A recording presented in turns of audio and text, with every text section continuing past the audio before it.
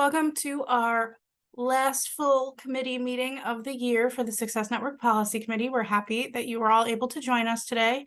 On the next slide, we have a little bit about, introductions, actually. I forgot we moved this. Yeah, so welcome and introduction. So just a reminder for anyone who I'm less familiar with or who is less familiar with me, my name is Laura Monagudo. I am a policy and program manager at Ed Systems, and along with Emily, I help facilitate this policy committee. So if everyone could share your name and your organization in the chat, and then for fun, if you'd like to share also, what's your favorite tradition, either for holidays, for the winter, something that you do every year that you get excited about. For me, my family is a Christmas pajama family, and even though we are all fully grown adults and only have one child in the mix, we still do them every year. And I love it, and I will do it forever. So Emily, do you want to introduce yourself? If I could get my unmute button to click. Yes, of course. Good morning, everyone. Emily Ruska with Ed Systems, and I'm happy to be here. A family tradition around the holidays for our family is we're a big ornament family. We exchange ornaments every year. And so when we decorate the tree at my parents' house, it's like a fun retrospective of over the years, what types of ornaments have been kind of meaningful. So one that sticks out in particular in my mind is one that one of my parents gave me when I was a very small and very emotional child, and it's a very pouty duck. And so every time we hang the very cute little blown glass pouty duck, it's always kind of a fun little moment in the family.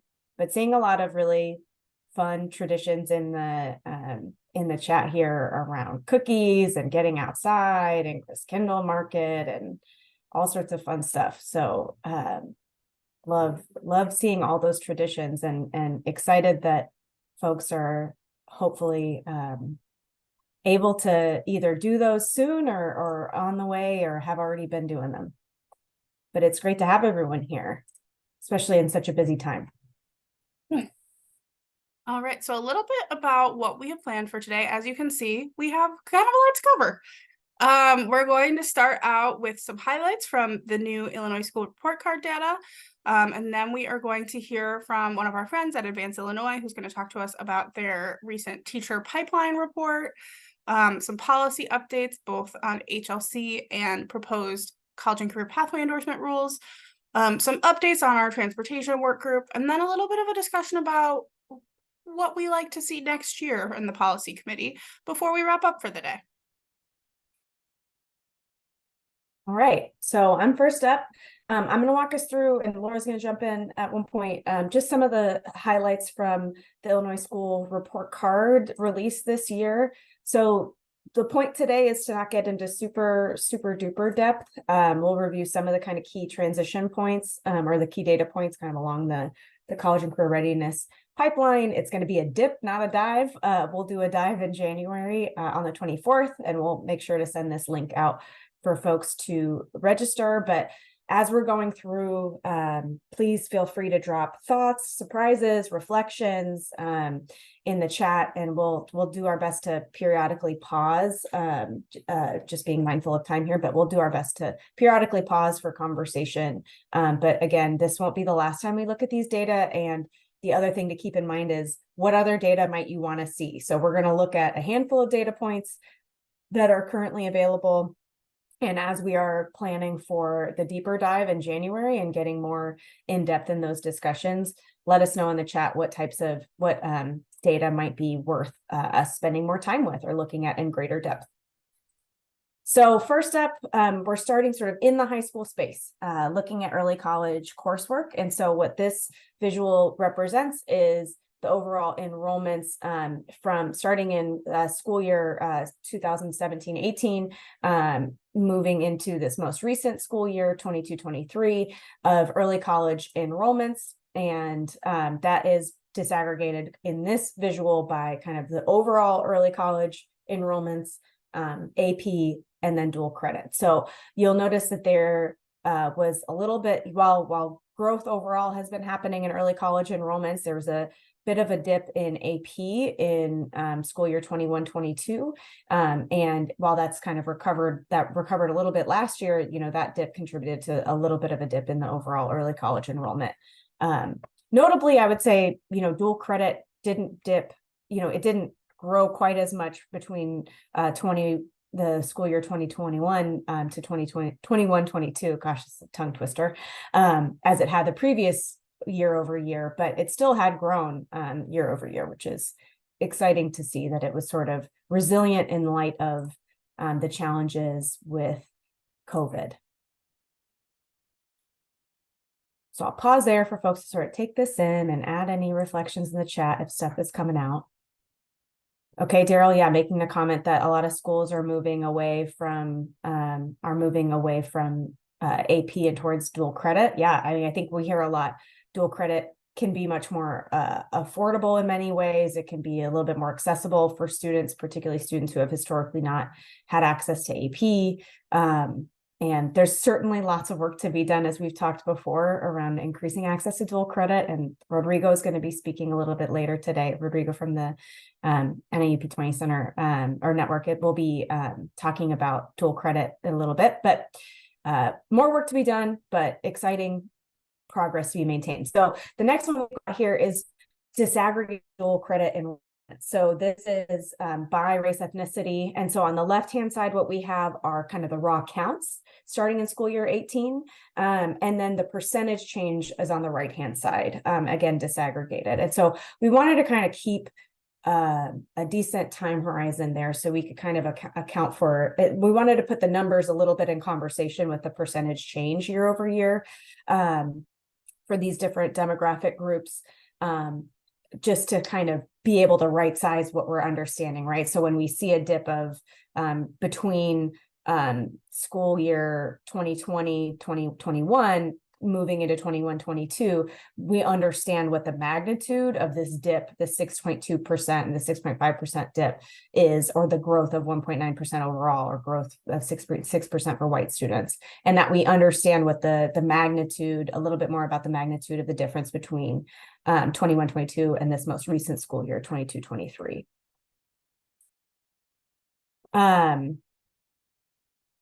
Sam, okay, did COVID have an impact on the dip from, I'm sorry, I'm going to try and keep an eye on the chat here. So COVID have any impact on the dip from school year 21-22? Probably, I think that's likely on the AP piece and on this piece here. It's likely that COVID and just schools having to shift what they were offering and how they were offering it likely impacted it, right? So it's not necessarily just that students weren't choosing to enroll. It may be that schools were not able to offer as many courses for a variety of reasons. So that definitely I would imagine that explains some of it.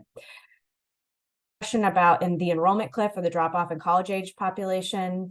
That's a good question. I think that is something we should think about in our deeper dive in January for sure.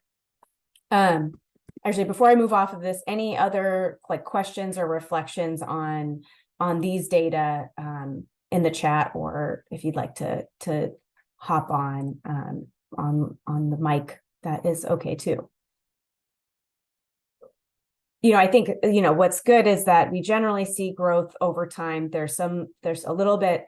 I think the slope of growth in enrollments is something worth exploring more, and understanding what are the levers that we have to address the fact that we had kind of declines in enrollment between these two school years, for Black and Latinx students, and how we can make sure that they are kind of equitably accessing students or accessing dual credit. I think we can do more in January to explore kind of proportionality in terms of enrollment and dual credit and understanding how equitably it's being accessed. And we'll highlight an iWork report at the end of this section as well.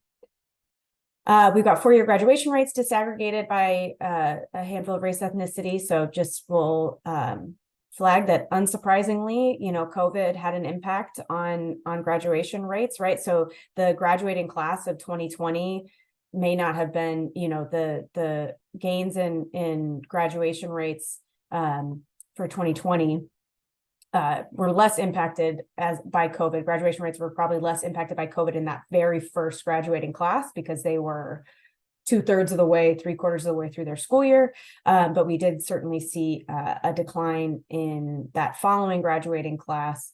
And that has been recovered to varying degrees across these different demographic groups.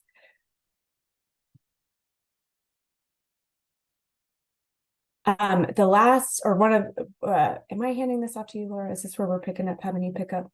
I think so. Yeah, I'll drop off. Laura's going to jump in here. So the next thing we have here, given some of the conversations we've had in the past year about the legislation around the College and Career Pathway Endorsement, we wanted to pull some specific information about College and Career Pathway Endorsement, specifically students receiving those endorsements. So on one side, we have the numbers for the last 3 years as to how many students and from how many districts. You can see it's increasing quite a bit with the push that the legislation is giving. And then on the other side, we see a breakdown of the class of 2023 by demography. So we can see here there may be, I don't know if any of you have specific questions or reflections, but I think for me, it sparked some, and I'm curious if anyone has reflections on this particular piece to share before I move on to the next one.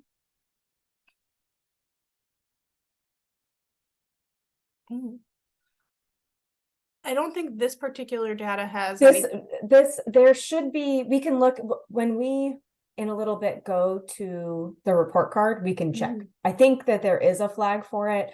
I'd be curious, given that the number of students is still I'll be curious. We'll click over to that when we go into the report card. One thing I'll note is that, you know, the 2023 graduating class, like, I would argue that doesn't necessarily reflect 32, the renewed push around endorsements just yet, because those are students who were already on track to earn an endorsement. So this growth that we're seeing in these sort of 3 columns is, I'd say, fairly organic and not based on that renewed nudge. So our expectation is that these numbers are going to grow kind of exponentially in the coming years here with the renewed nudge and 3296 from last year and all that kind of stuff.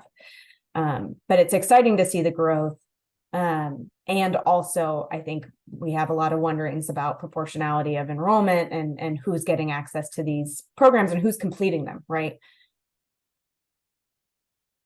Stephanie, that's a reasonable question. Does it surprise us? Maybe not.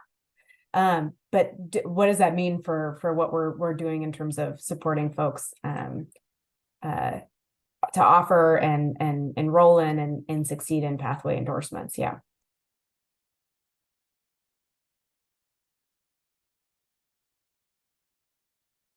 Sorry, I just want to point out the undercount note here.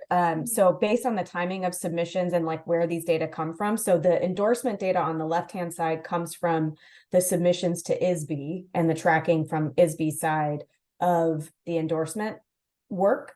And then the data on the right is actually coming from the reporting on the college and career readiness indicator components, which is in the report card. And so the timing of that submission is slightly different, which is why there's an undercount in the chart on the right, although the trend or the proportions are probably about the same. I would imagine, even if you had the full 1,072 students represented in that visual, I would imagine that we would have that the proportions would remain roughly the same. All right, another piece we've pulled, because I think this is one that, aside from just being a significant part of the pipeline, also I think is one that we've talked about in the past that I think continues to be a question related to post-secondary enrollment. We can see here that, you know, it's been declining since before COVID, and it's been a pretty steady decline. I do think there are some interesting questions that I'm curious if anyone has thoughts or reflections about from 2020 to 2021, and kind of how that will play out, if that is related to COVID, if other reasons might pop up, if it's going to continue to increase. I think there's a lot of questions around what will happen there. We also have the breakdown 4-year, 2-year, and then the whole thing obviously overall. So I think that 4-year seems pretty steady with a little bit of a drop in 2020, which as someone who used to work in admissions, I can guess that that's related to COVID, that drop in 4 years. But the decline in 2-year enrollment is also, I think, pretty consistent. So it'll be interesting to see where that goes. Does anyone have any reflections here? I know this is one that gets talked about quite a bit. Does it include trade schools? These data don't include trade schools. So these are just 2- and 4-year institutions. Data on enrollment in other post-secondary options is not consistent. Not consistent in terms of how those data are collected or reported. Like there's not like any one place that really comprehensively has that. I think that there's always questions and wonderings about that. The other thing I'll note is that usually in a recession or in economic downturn, you see an increase in community college enrollment. And so it was surprising that in early COVID that we weren't seeing kind of an increase in community college enrollment at that time. Although my understanding is that with this entering class for this fall, that there have been some increases that are promising. So that's exciting. Valerie, you have your hand up. So we'll go to you first and then we'll go to Mike. Thank you, Emily. I was going to add, I can only speak to the situation here in Little Village in Chicago, but many of our students did not enroll between their, right after graduating high school into a 2-year or 4-year institution due to the fact that they had to go to work and enter the workforce to support their family. And I think, to Stephanie's question, does the overwhelmingly high percentage of white students surprise anyone? It certainly doesn't surprise us because we know that the situation here in Little Village was especially precarious given the high incidence rate of COVID amongst our families. So I wanted to share that. Yeah, thank you for sharing that, Valerie. That's a really important piece of context. And Vince, I feel like, is echoing that in the chat as well. Mike. Yeah, I was like quickly trying to look through the participants to see, because I'm sure people know better than me, but the IDHE data, I think there's more like recent, at least data points that IDHE's released that has shown pretty strong freshman enrollment, if I have that right. So my hope would be that you would see these numbers at least level or go up because at least compared to like national enrollment, in the last year or two, those numbers have looked pretty strong, if I remember correctly. Yeah, I think that's right, Mike, and appreciate that. And we'll definitely, for the January deeper dive, I think part of what we'll want to do is get a little bit more meat on the bones of putting this, because this is enrollment within 16 months, right? So this is reflecting the class of 2021. This isn't a picture of enrollment at our institutions for this fall, for example. And so I think we'll want to think about ways that we can put those kinds of data in conversation with one another. So I appreciate you naming that. All right, and then the next one we have is community college remediation rates, which are broken down by math, reading, communications, and then just overall. Trends seem to be generally the same for all of them with a slight difference in that reading component, but they're headed in the right direction. Again, there's a little bit of a shift in that 2020 year, which could be related to COVID. I think, again, interesting to see how things pan out. I also think, as the state is picking up more transitional instruction, we're hoping that these shifts downward will be related and continue to head in the right direction. Stephanie brings up an excellent question. Do we have this breakdown by ethnicity? We do not have remediation data broken down by demography. It is something that Emily and I encourage you all to ask for. We talk about all the time how we wish we had it. Please feel free to continue advocating for that forever. It's literally it's the hill that we die on every year. Because I definitely think it would be interesting to see, and I bet there would probably be plenty of reflections that we all would have. Could we see it? The data exists somewhere. They are not publicly reported on the report card. Stephanie, also, I'm always all about the questions. I appreciate the questions. Continue to ask, especially the good ones, like, why don't we have this broken down by demography? That's a great question. Emily, do you have anything else to add here before I hand I was it just back gonna to say, you? like, we're not necessarily surprised by the slight uptick in the remediation rates between the class of 2020 and the class of 2021, given COVID.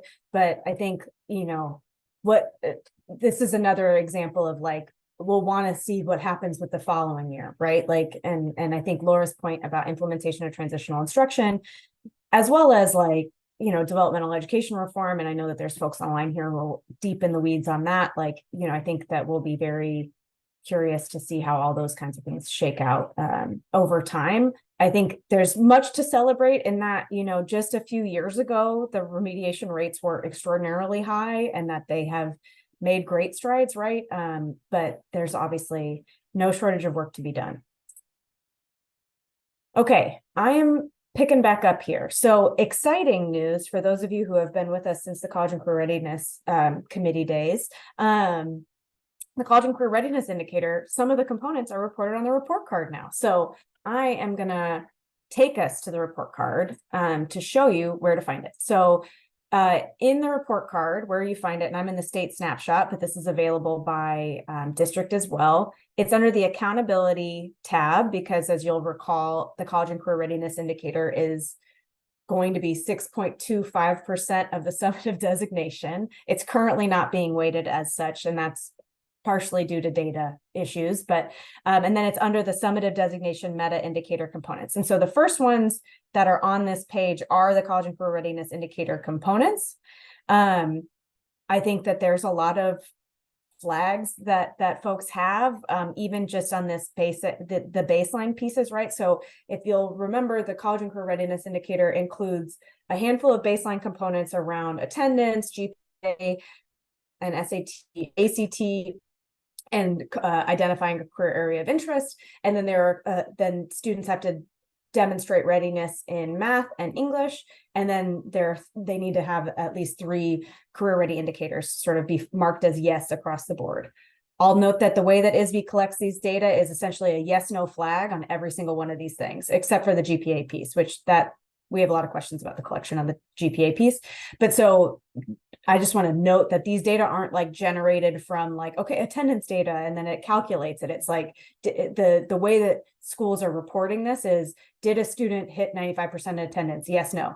Did a student meet the have at least one academic ELA indicator? Yes, no. So it's the way it's collected, I think, impacts the data somewhat. But we'll drill down into one of these things in just a second. Good question on the GPA. I'm not sure if it's weighted or unweighted. We'll look into that. That's Laura, if you can make track that question, we will see if we can find out and report that out to folks. What I want to drill into here in for just a second here is just an example. So you've got the overall component parts, and then as you scroll down here, you'll see the components of the fine arts indicator as well, which is another one of the meta pieces.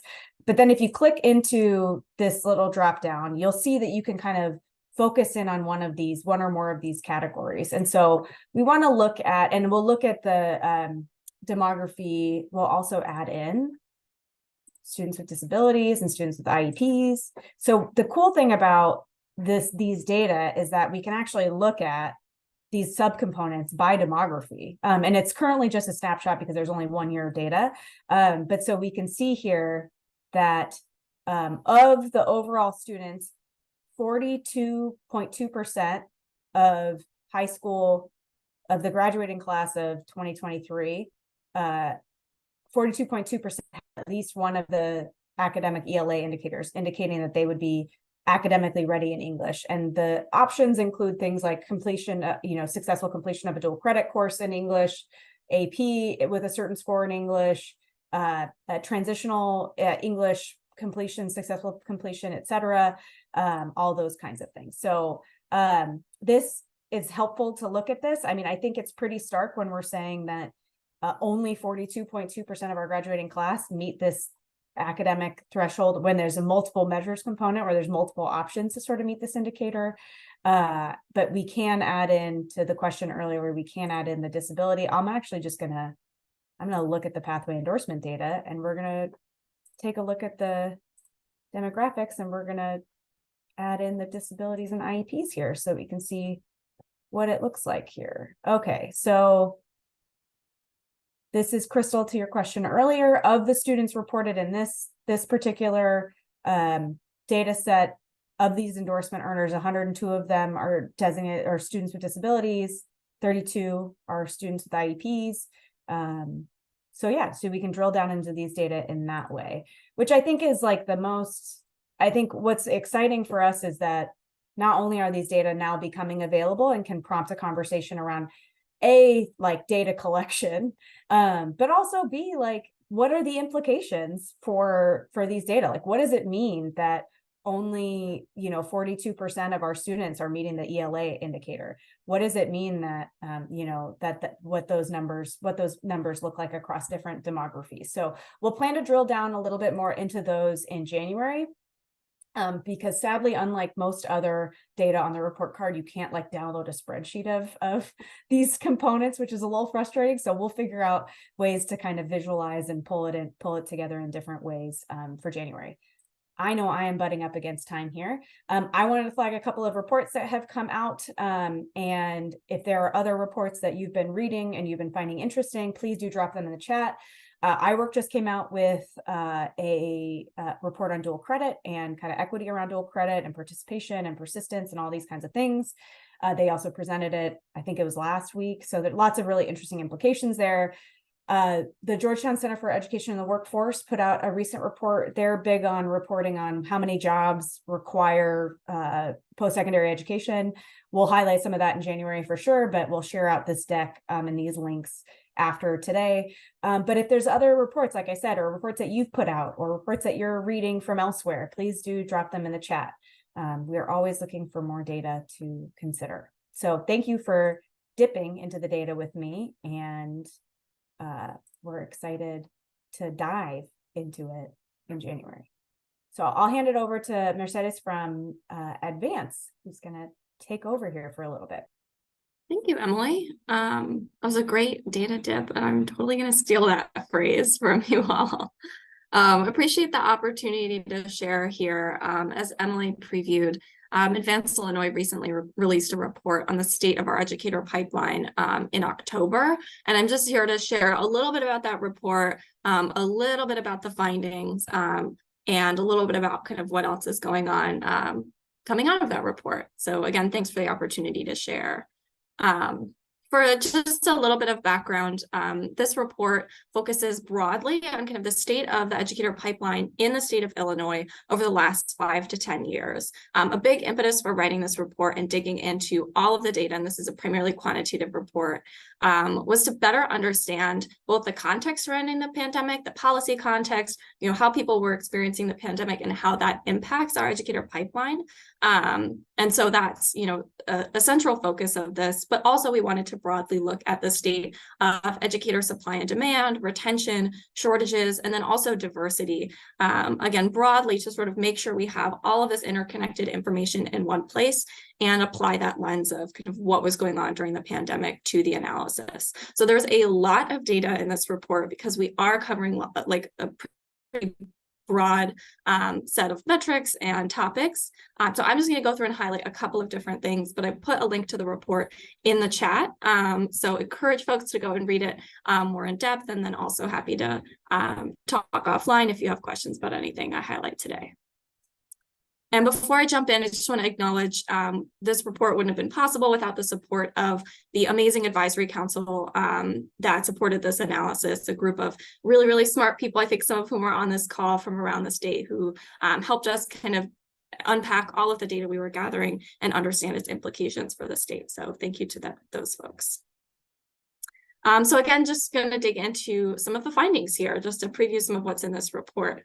First, we like to start with good news, which is that, and I think this is one that's sort of been buried in reporting about the educator workforce over the last couple of years, is that Illinois has really been employing an increasing number of teachers, as well as assistant principals and paraprofessionals over the last decade. You can see here the total teacher FTE in Illinois starting in 2009, all the way through the most recent year in 2023. And we've really rapidly grown the number of teachers in our state, coming back from a very significant dip post-recession.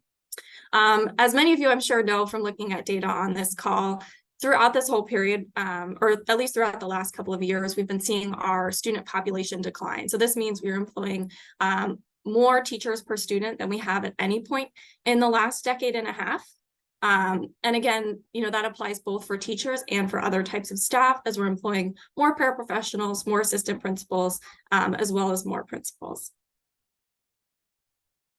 When it comes to trends in supply and demand broadly, we are employing an increasing number of teachers, but are we actually meeting demand in schools? And I know one of the questions was, how has the pandemic impacted how much teachers are interested, or how much, college students or career changers are interested in joining the profession? And we really saw that trends in supply and demand vary depending on what position type you're looking at. So I'm going to give a really high level overview here, but again, encourage you to get into detail in the report itself. Starting with new teacher supply within Illinois' educator prep programs, we have actually seen new teacher supply increasing in recent years into and through the first year of the pandemic. That's after a very significant decline in supply starting in 2010. So we're sort of bouncing back from a low period, but we are seeing that supply increase. That said, in certain areas, specifically special education and bilingual education are areas we really dug into this in this report. We see a big gap between the number of new teachers being hired for in those positions and the number of fully credentialed new teachers in our state. And so there are gaps in certain areas depending on how you disaggregate this data. We also dug into principal supply as well, knowing our leaders are a really, really important component of strong and healthy school and a strong and healthy educator workforce more broadly. And we're seeing principal supplies increasing over the last couple of years as more individuals are earning the new principal endorsement. And overall, we see supplies actually well above demand for both principals and APs statewide. But we do see some variation in that across the state. There are certain places in the state where there isn't a robust supply of teachers with principal endorsements. And so again, this is sort of the tension between doing state analysis and knowing all of these things really vary on the local level. And then finally, paraprofessional supply, we have a bit of a different story. We've been seeing in the last, I believe, 3 years for which we have data, so 2019 through 2021, paraprofessional supply has been declining pretty significantly, and demand for paraprofessionals has been increasing. So that's led to this really big mismatch between how many people are earning that paraprofessional license and how many paraprofessionals our districts are hiring for. So again, there's a lot of detail just packed in here. There's more in the report, but just to say there is a wide variety of trends and challenges depending on where in the state you're looking and what type of, educator population you're looking at.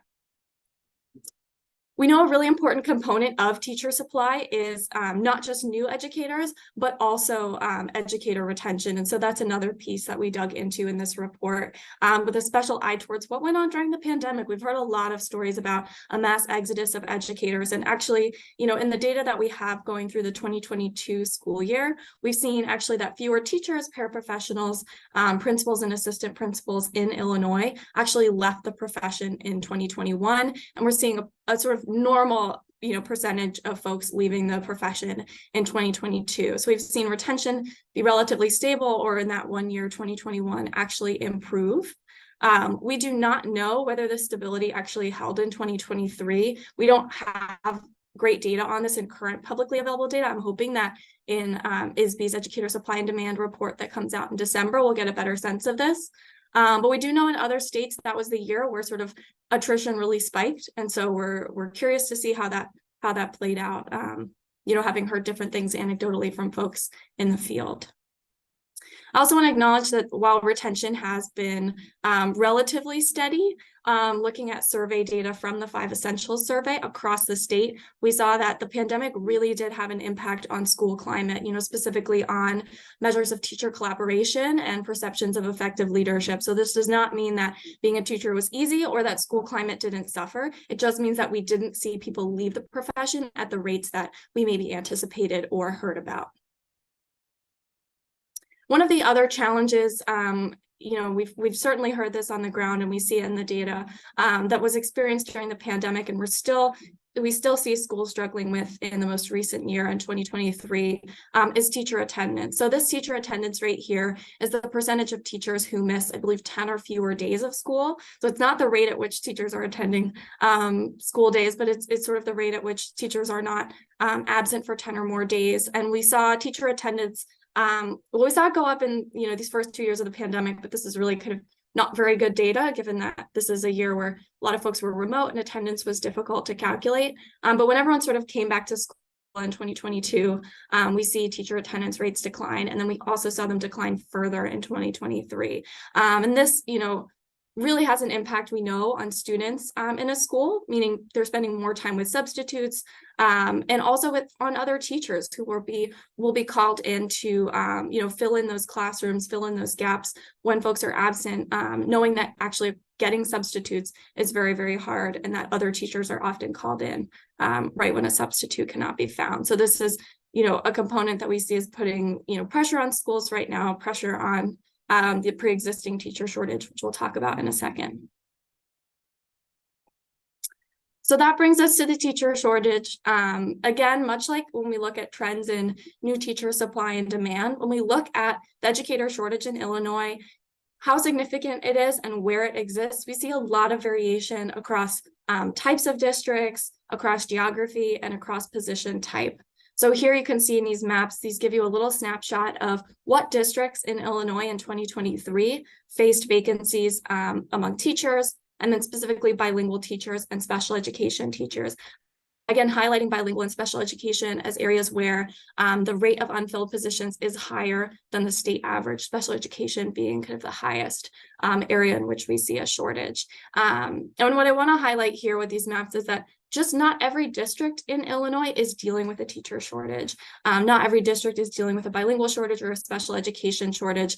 In fact, when we look at just teachers, again, just about half of districts have at least one teacher vacancy. And this will vary from year to year. But really, as we think about this challenge, it is widespread in that it affects all different parts of the state, but it is not something that every district deals with. And, you know, this is where teacher vacancy grants and programs like that focus in on the districts that are experiencing these challenges, I think really matter. And I know I'm running up on time, so I'm going to zoom through just a couple more slides here. Highlighting just that, you know, similarly for principals, assistant principals, and paraprofessionals, where these shortages are is different. We actually saw, interestingly, there's not a ton of overlap between where paraprofessional vacancies are and teacher vacancies are. They're really kind of different challenges. And so again, what position type you're interested in, the challenge you're interested in solving really varies depending on where you're looking. And then just highlighting quickly that we know the way that these vacancies are distributed disproportionately impacts Black and Latinx students, students from low-income households, and then of course knowing bilingual and special education are areas of deep shortage, are English learners and students with IEPs as well. So last thing I'll quickly speak to is teacher diversity. And so this report also hones in on teacher and principal diversity, knowing that these are really important for students and all educators in a school. And again, just keeping it really high level, we know that at each point in the teacher pipeline, which we have highlighted here, we see diversity, or almost each point, we see diversity decrease. And so there are challenges across the pipeline, from getting students into post-secondary programs, to getting them into teacher preparation programs, to getting them completing those programs and getting licensed, to getting them hired in schools, and then retaining them in schools. And we've seen, these slides are in the deck, but I won't talk through them. I'll just say at a high level, we've seen diversity in our teacher prep programs really increase over the last decade, alongside the diversity increasing in our post-secondary institutions more broadly, but there's still quite a large gap here at that point in the pipeline between folks getting into post-secondary and then getting into our teacher prep programs. And so I'm gonna stop going through data, but I just want to say two more things really quickly, and then I'll hand it back to Emily and Laura. You can find additional information within the report, which I put in the chat. We also have a data dashboard online where you can dig into what some of these metrics look like, by different districts in the state or different types of districts in the state. So if you are someone who's interested in what's going on in rural districts or what's going on in this county, I really encourage you to use that resource, and I'll drop a link to that in the chat as well. Finally, I think it's a big lingering question coming out of this of what do we do with this information? This particular report is not a policy document. You won't see policy recommendations in there, but we are using it in combination with lots of other research and information with our educator pipeline group, which for those who aren't familiar with it, is a group of more than 50 organizations from all across the state of Illinois who are invested in growing and diversifying and strengthening our educator pipeline. This is a really dynamic group, a really interesting group, and we are working with them right now, and actually today have a meeting to set priorities for the next couple of years to identify areas that we're going to be working on to address some of the challenges highlighted in this report and elsewhere. And so I want to invite folks who are interested in joining that effort to reach out to me. I'll put my email in the chat, or my colleague Jim O'Connor, whose email is up here and it'll be in the deck. And with that, I'll send it back to you, Emily. Sorry for going a little over. That's okay. I think we started you late, so it's all good. I have the pleasure of introducing our next speaker as well. We've got Rodrigo Lopez joining us from NIU as well. He's the director of P20 initiatives. And Laura's going to share slides, and he's going to be talking about the Higher Learning Commission's policy updates as it pertains to teacher credentialing or faculty credentialing. Good morning, everybody. It's a pleasure to be here with you, and thank you for the invitation. So I was asked to speak briefly about the policy changes that went into effect last month, and I see some familiar faces who joined us last week at our fall meeting where the dual credit think tank had this conversation, along with all the discussions related to dual credit. So real quick, obviously Rodrigo Lopez from the Illinois P20 Network, director of P20 initiatives, and colleagues with Emily and Laura and everyone at Ed Systems. If we can go to this next slide, please. So what I've done today, and you have the slides to go through the information. I typically don't put a lot of language and copy on these slides, but I think it's very important to be able to go ahead and take from and put as much information on this so that you can take back to your organizations and colleagues to digest and process further. I also, at the end, before I leave, it's an open call, open invitation to join us in this work through the dual credit think tank and through other collaborative groups that are working on the direction of dual credit moving forward. So in short, there were policy changes made to the faculty qualifications that you would be able to find within the assumed practices. So for those that are familiar or not familiar, HLC is one of 7 accrediting agencies across the U.S. It oversees the accreditation for hundreds of universities and colleges across 18 states, Illinois being one of them. Next slide, please. Specifically, though, when looking at the specific changes that came about last month after the board's second reading, you would be honing in on that on teaching and learning, quality and resources and support. But specifically, if you can go to the next slide, please. Again, that link right there, the faculty qualifications, will take you directly to the summary and or document that went about codifying these new policies. And as I said, those are in effect as of last month. And so several things that we talked about last week, and we will continue to talk through the state of Illinois, but also the network and others that are doing this work on behalf of our students, is making sure that we are clear about the direction of dual credit and what are the implications, what are the consequences, and where are the opportunities. And so I took the liberty to take that language and just kind of highlight and put some language, bold some language specifically to the conversations that we, again, started having last year.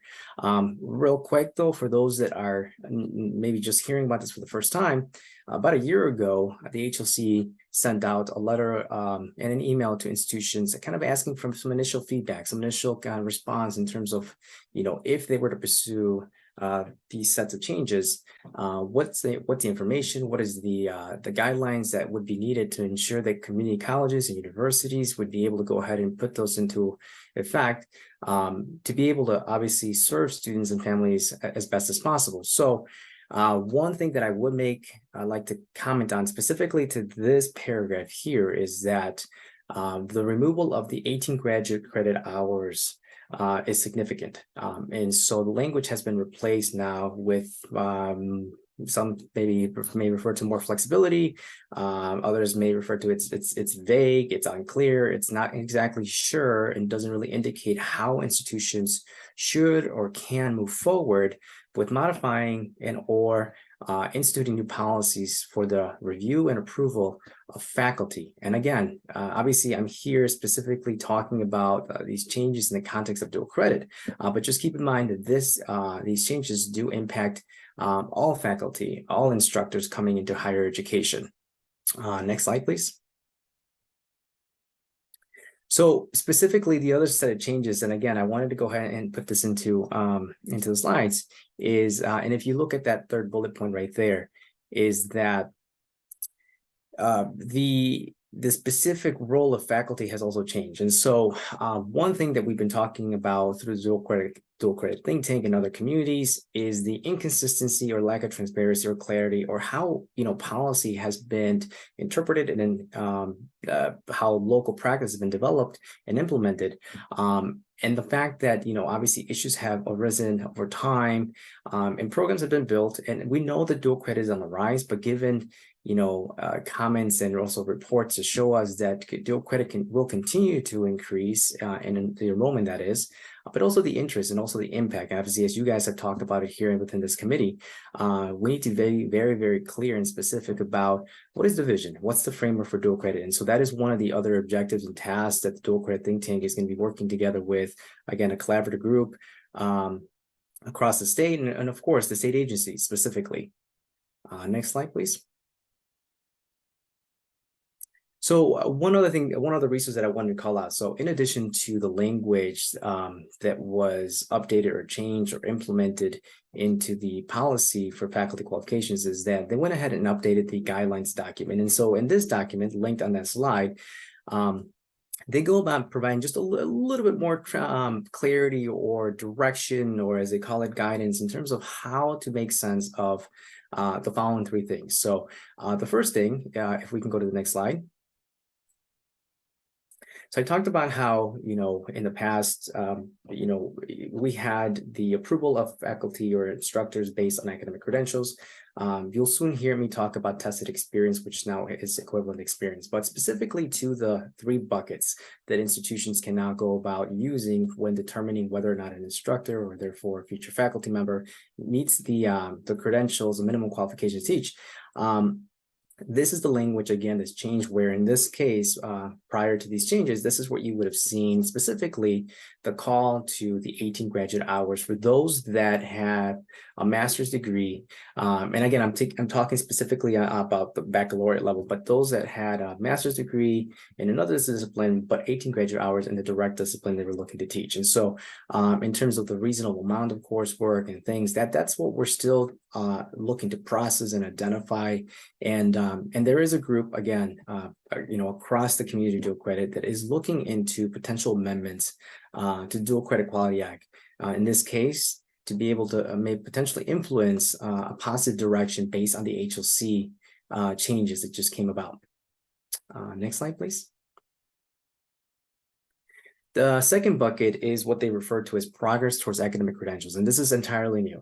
This was not in place prior to these changes, and so for those of you that are familiar with dual credit and the Dual Credit Quality Act, when you read through this, which that's essentially the extent of what's available for us to make sense of, this sounds very similar to the professional development plans. They went into the Dual Credit Quality Act back in 2019, and were recently updated and amended last year. And so again, you know, this is a good piece of policy that we potentially could be able to elevate and be able to produce more positive than negative. But again, still very unclear in terms of ultimately how institutions of higher education will move about in implementing this as a policy at the local level. Next slide, please.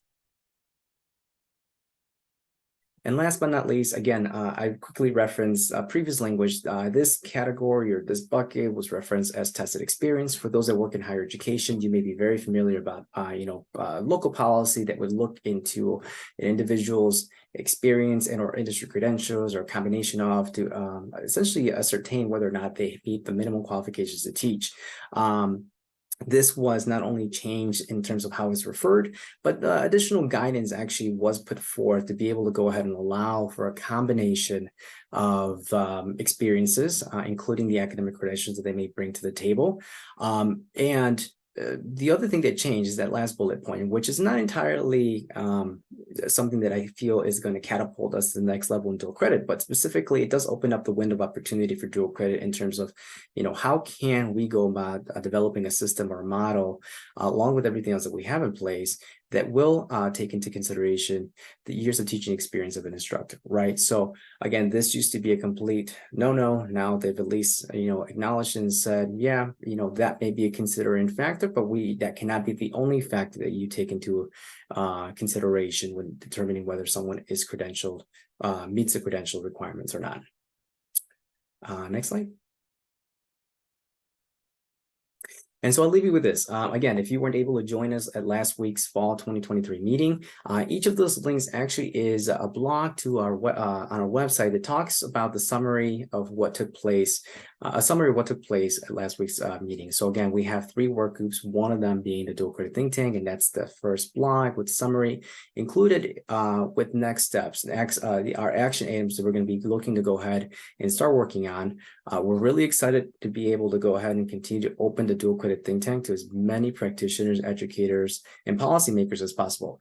The other 2 links, though, you'll find information, again, a summary and next steps specific to the other 2 work groups that met on that day. One of them actually being Keep Illinois, which is specifically focusing on looking at how we can improve retention initiatives and really kind of take a look at the mental and well-being of educators and really emphasizing their success in the profession. And the other group is a group that was started about a year ago. Again, more of a grassroots initiative where it's bringing DEI educators across the secondary and post-secondary space and helping them by identifying the same thing, goals, tasks, resources, networking for them to be able to improve their practice. So with that being said, if you don't mind going to the next slide, if you're not part of the Illinois P2A network, you'd love to learn more about any of the information that we have going on. I've shared some of the most common fundamental resources, and we look to update this consistently. Obviously, you have the slide deck. I feel free to share this information. Feel free to reach out to me with any questions. But also, if you can, would love to have you be a part of our newsletter, which will be the kind of one of the primary sources where we will be able to go ahead and communicate our progress in this work. So if you don't mind going to the next slide, please. The link at the top is to our website, but also the link, the third link on that page is what you would use to register for our newsletters. So I'm sorry, I have to be quick. I came from a meeting and I have to go to a Systems Directors Leadership Council meeting. And so, but I think, if it's okay, I can answer maybe a couple questions. I don't want to just come and go necessarily.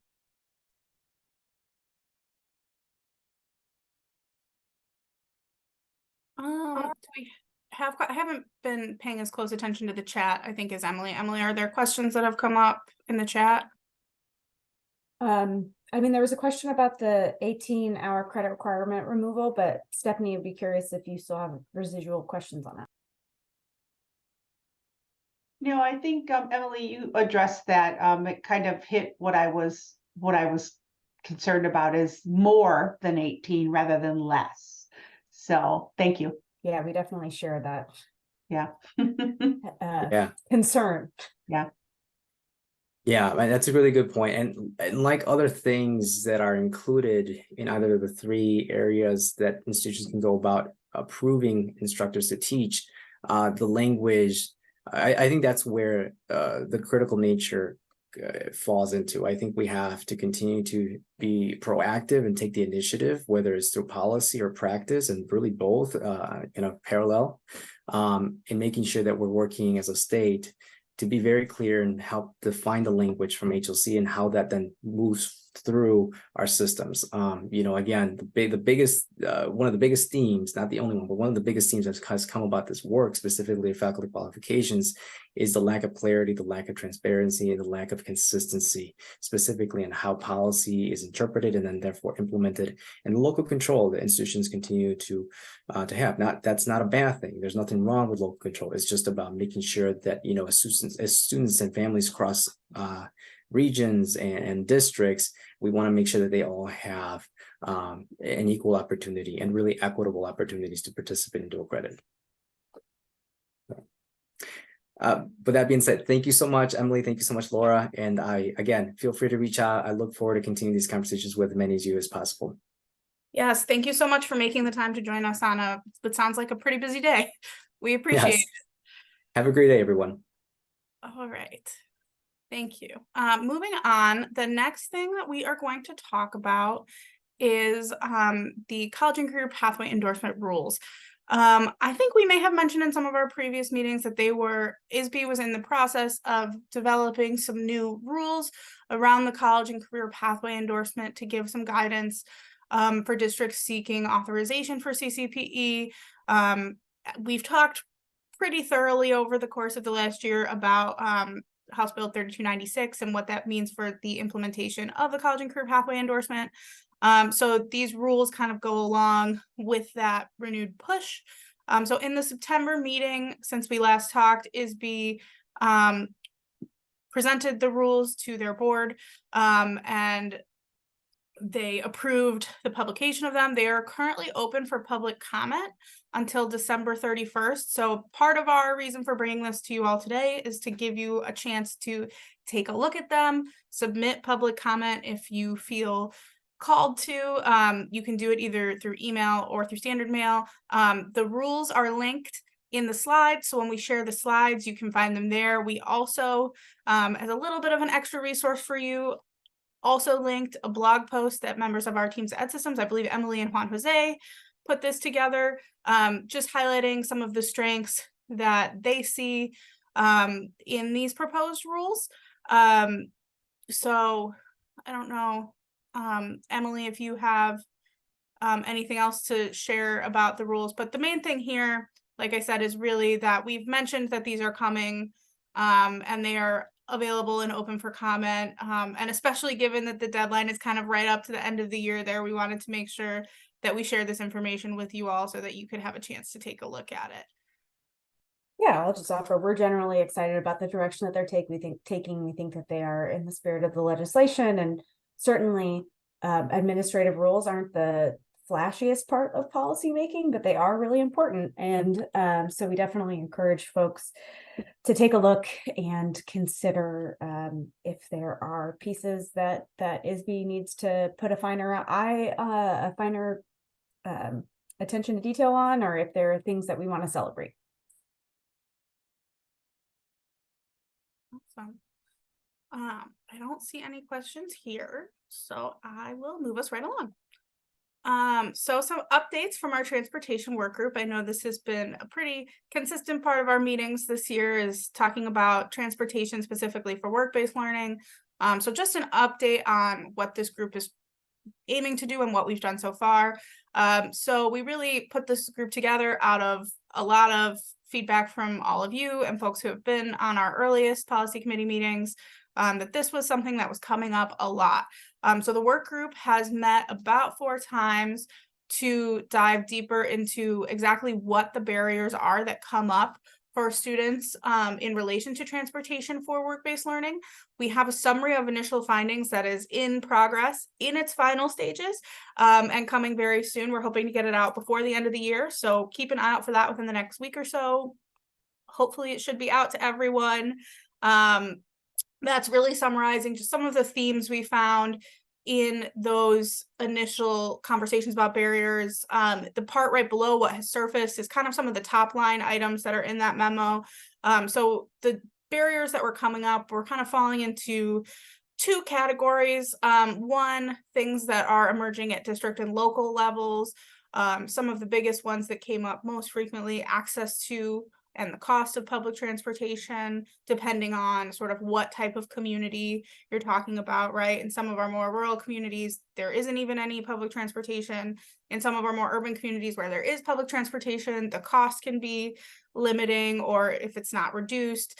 And then student access to transportation when there is no public transportation or when the school district cannot provide it. That looks different for a lot of students. Some just aren't able to provide their own transportation. And then some systemic barriers. So these are more things that are kind of deeply rooted in policy. So pieces like rules about what types of vehicles school districts can be using, and related, what kind of requirements for driver credentials are related to those different types of vehicles and their use for this type of transportation. We also included in this initial findings report that's coming some equity considerations of placing that burden on the student. So, you know, part of that is, like we mentioned before, if students are able to even access their own private transportation. Some of it is also about, you know, what does it really mean from an equity standpoint to put that cost on the student? And so we just kind of wanted to explore those questions a little bit more. And so those are a little bit of what's in that initial memo as well. So obviously there will be more detail once that memo is released in the coming weeks, but that's a little bit of what we're looking at for that. And then moving forward, we are doing a bit more work about sort of the second chunk of exploring solutions. So we're still asking a lot of different questions about solutions and what they mean. So I've highlighted here some solutions that we're asking. We're planning to meet the group again one more time. This group is open to anyone, so you don't have to have joined us on our previous meetings to participate in the solutions conversation. If you're hearing about this now and you're saying, hey, this is really relevant to my work, I have some thoughts and opinions about this that I want to share, but I haven't been on that before, totally fine. We'll have the dates and times and the link to register for this meeting as well as some others at the end of the presentation. But no previous experience with the transportation work group necessary. When we have the group together, there are some questions we want to ask. Things like what role employers can play in potential solutions.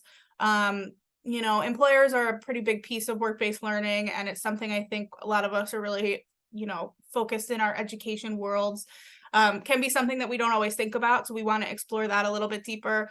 What models are there of ways that funding can be creatively used? Are there any systematic ways to increase the number of drivers that have the credentials? I know this kind of relates to the overall, you know, school staffing shortages. But that's another question we want to sort of discuss with the group. We are also planning to conduct a student survey. So this is an example of some of the things we want to learn from students while we are talking about conversations and conducting the survey. So one, just how do they get themselves around outside of school hours? Transportation problems that come up. Emily and I joined some folks yesterday and we're talking about transportation. And one of the biggest takeaways I think we both got was that transportation problems for students while they're in school a lot of times persist once they're out of school. So we want to look into when they are out of school now, how do they get around? Also, just how does the availability of transportation impact their decision on whether or not to even participate in a work-based learning experience? Is it a factor? But we also want to hear from you all. And you can put this in the chat, you can unmute yourself and tell us, what other questions do you think we should be asking as we're talking about solutions? Are there things that are coming to your mind as I've been talking about all of this? And if not, if they come to your mind tomorrow, we want to know them still. Safety. Can you say more? I think safety in all of its forms. So we know that at least here in Little Village, it is not safe for some students to go to a certain part of the neighborhood. And so in thinking about those work learning opportunities, they can be somewhat limiting if you can't even take the bus through a certain part of the neighborhood. And so how are we creating safe routes for our students or alternatives so that we are meeting them where they're at and still providing them with a really enriching opportunity. And then of course, it's not just within the community itself, it's crossing different communities, knowing how to navigate that can also be really burdensome as well.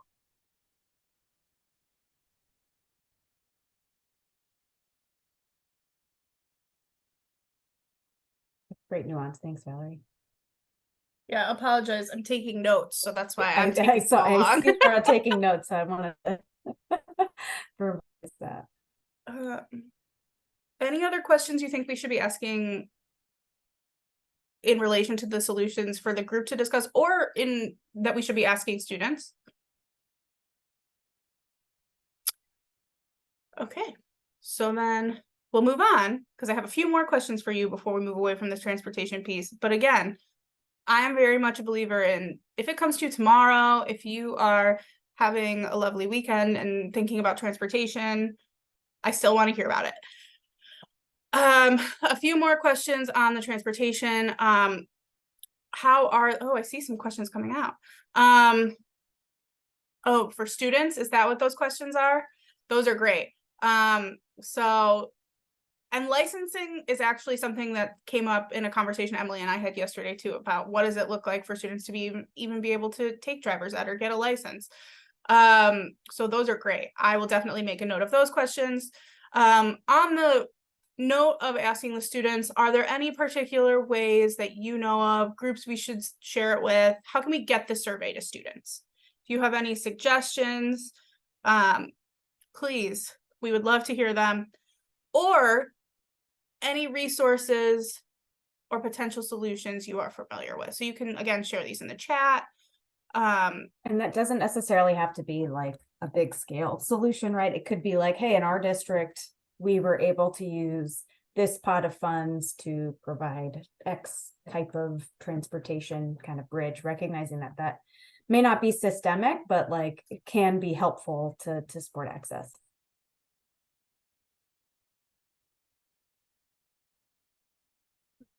Shall we move on? Again, you can always share these thoughts. All right. So our next piece of conversation, and I think a good chunk of our time that we have left is going to be talking about 2024, right? Is that typical? It's December, we're wrapping up the year. What are we thinking about? What did we do? What do we want to do next? So a little bit of a review of what we've done so far with the policy committee in 2023, which I was telling Emily yesterday, felt like a lot once I put it all on a slide.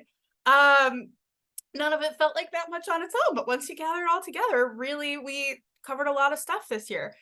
So in January of last year, much like we're planning to do this coming January, we did a data deep dive. We also had our policy session. I can't say the word session.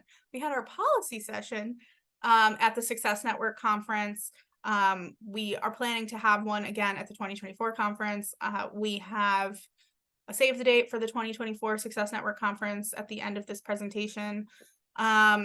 We heard from leadership communities. So I know we've talked several times. One of our goals of the policy committee is to kind of connect policy and practice and that meeting point. And one of the ways that we've done that with this group is through highlighting some Success Network leadership communities. So we heard about dual credit partnerships. We also had a couple communities talk with us about their work with the PACE framework in our September meeting. We've had a lot of policy updates and discussions. So we've talked about the Higher Learning Commission a few times. We've talked today about CCPE rules. We back in the spring, while the legislative session was going on, talked about a lot of the changes that came up there. So there was an IAI amendment. There were some grants for computer science that went through, some work around uniform admissions. Also, we had some just general keeping you all up to date on the budget. So I know this past year that meant a couple of big increases. I think if I recall correctly, obviously the ICCB dual credit budget increases, also around MTI scholarships. and a few other things related to the budget. Pretty much all of the transportation work group work was 2023, which again feels crazy when I really think about it. Feels like a lot that we've done. And then we also introduced to you the Success Network dashboard that Mamusi from our team put together, and he came and talked with us all. So that is a little bit of an overview of all the different types of things that we've covered this year, to give you a little bit of a primer for our next question and really hopefully discussion about 2024. Part of this policy committee, right, is bringing you all information that you want to hear about, right? We can present you with all sorts of stuff, but if it's not relevant to you or you are not particularly interested in it, then it's not necessarily achieving the goals we wanted to achieve. So we wanted to talk about kind of two different pieces. So I mentioned our leadership community highlights, which are, largely focused around connecting communities that are really engaging in promising practices, to show how they connect to different policy pieces. So a question around those that we have for all of you is what types of, and I think this is one, Emily, correct me if I'm wrong, I think we're good on time. So I think if you want to talk and tell us, take yourself off mute and share what types of innovating practices would you like to hear about? Do you have any innovative practices that you're working on that you would like to share? So kind of both sides of the coin. I don't know if anyone has anything to say on innovative practices or what you'd like to hear about, but we would love to know. Like I And our said, scope, as you've, experienced, is pretty broad, right? So we talk generally about college and career readiness and success. So, the world is our oyster here a bit. So think broadly.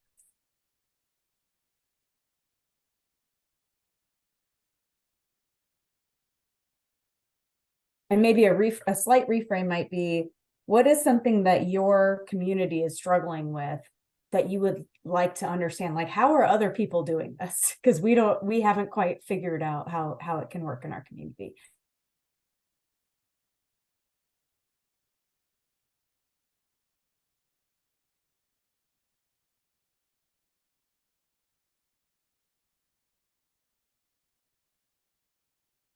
I can just speak on behalf of just school counselors in Illinois because I work with all of them. And school counselors sit at the core of this work, as you know. In fact, our newsletter coming up is highlighting career pathways and how schools are doing innovative things around career pathways and opening up doors for students. And just making sure that we work with schools so those counselors can do that work.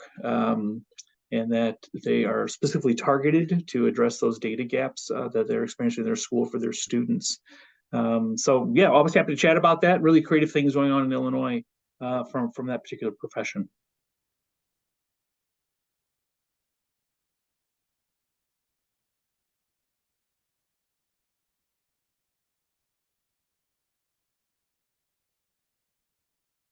Couple notes from the chat. One, kind of parent family engagement at high schools and colleges, particularly students from multilingual households or low-income households. There's also a note on talking about how do we consider students with disabilities if we're developing and implementing College Career Pathway policy. And another note on kind of dual credit and the HLC revisions and how we can kind of influence the direction there for sure. And also College and Career Pathway Endorsement currency, but with employers. It's very interesting.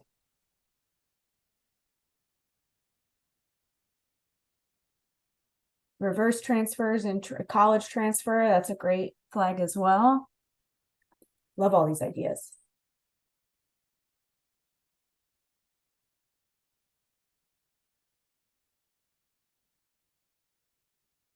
I think in thinking about that reverse transfer, I think there's an opportunity there to think about what in the system needs to be shifted or changed outright so that students are receiving the support that they need to be successful and persist in a 4-year institution.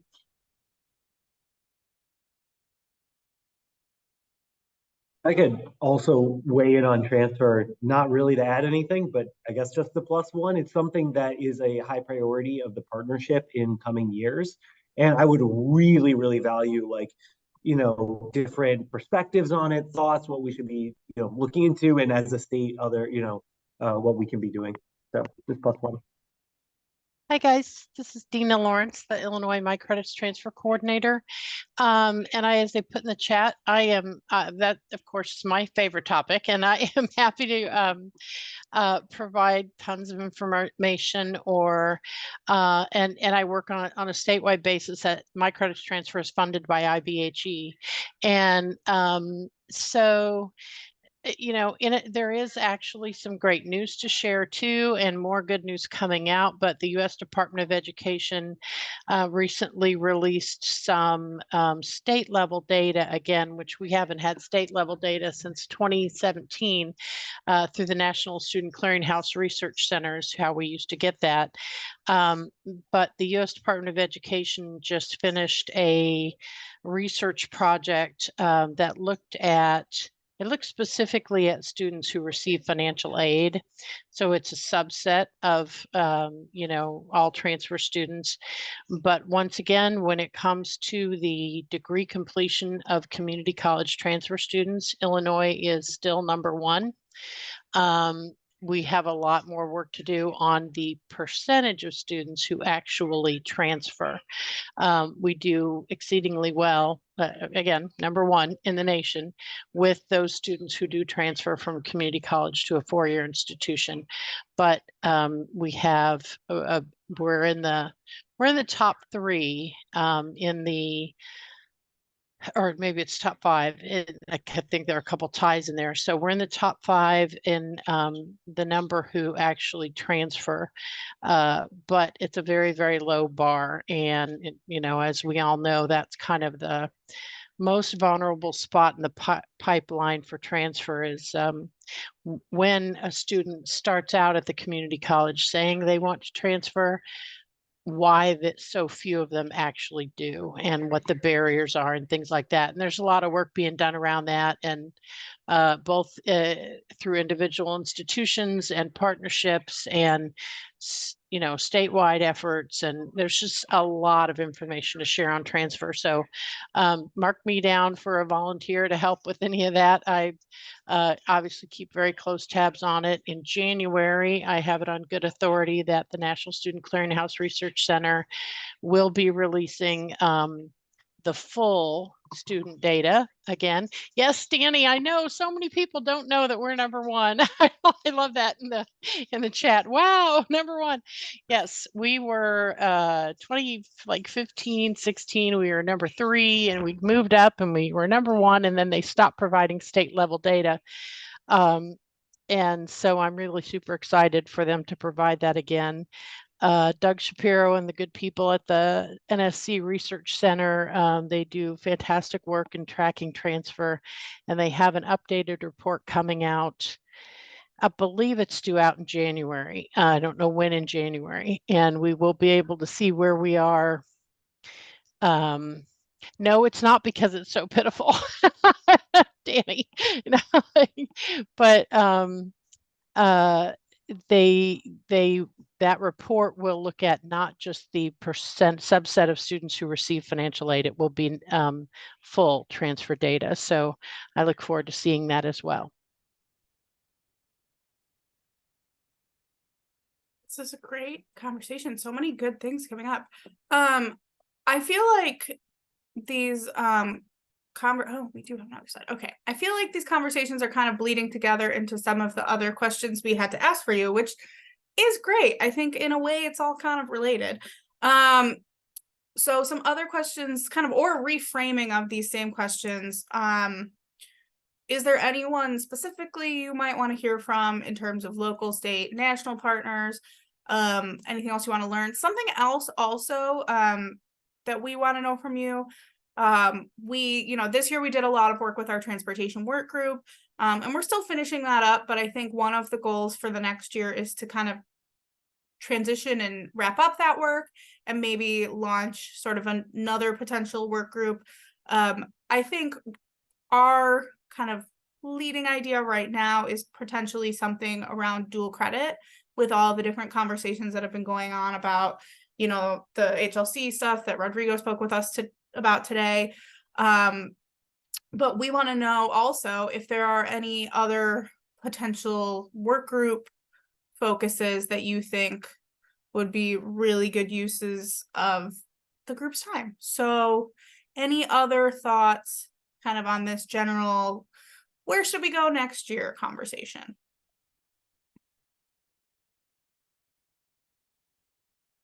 Okay, Patty.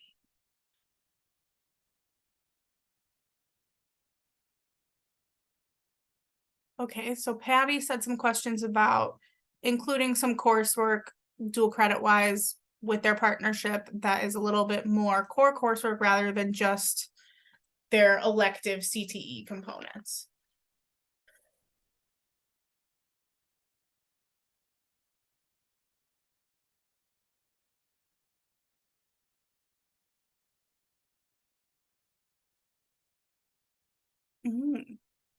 That's a good call, Emily.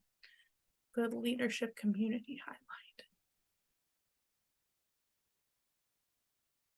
So I guess on the work group question, before I kind of transition to a wrap up, if there aren't any other thoughts right now,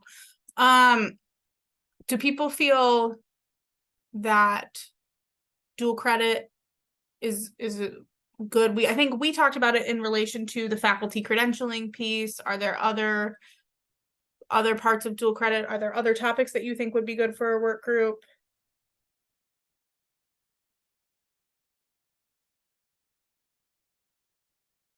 Oh, Caitlin, that's a good one. Emily, I keep seeing your box and looking like you're about to say something. I was just leaning in to read better. I think I need better glasses.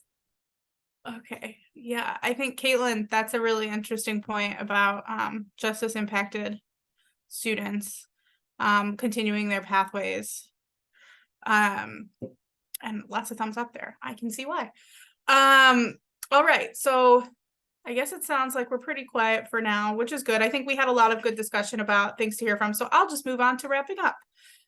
We've got some announcements, some other thoughts, general reflection questions for you.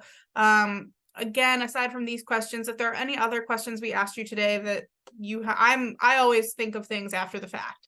So if there are questions we asked you today that you think of later, please let us know. We want to hear about them. I mentioned earlier our Success Network conference and our session we did in 2023. Here is the official save the date slide with some wonderful design from Sarah at Ed Systems on our team. For the 2024 conference, it's going to be on February 29th. It's going to be at Moraine Valley again. So if any of you joined us last year, it will be in the same place. There's a lot of really interesting sessions in the works, so we encourage you all to join us for that. Edith shared the registration in the chat. I believe it's also linked. Oh, it is linked because I just opened it up accidentally. So let me move to the next slide. We also have some upcoming related events. So these are different FAFSA trainings that ISAC is putting on over the course of the next month. I know that the FAFSA this year in particular has encountered quite a few changes. So if it relates to your work that you want to learn more about those changes, these are all here. And they're all linked there. I think all of them are linked on the same page. Are there any other events coming up that anyone wants to share in the chat? Feel free to mention any other relevant events. We're happy to share them, you know, when we send out the recording and slides from today for sure.